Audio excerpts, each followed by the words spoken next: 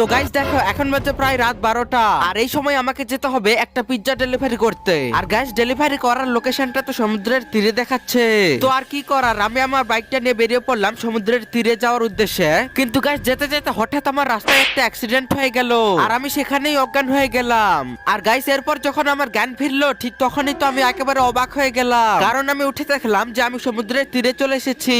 কিন্তু গাইস এখানে তো কোনো মানুষকেই দেখতে পাওয়া যাচ্ছে না। তো গাইস যে ডেলিভারি করেছে তাকে একটু কল দিয়ে দেখি যে সে কোন জায়গাতে আছে। আরে গাইস কিন্তু সে তো আমার কলটাই ধরছে না। তো চলো এনার অর্ডারটা আমি কালকে দিয়ে দেব।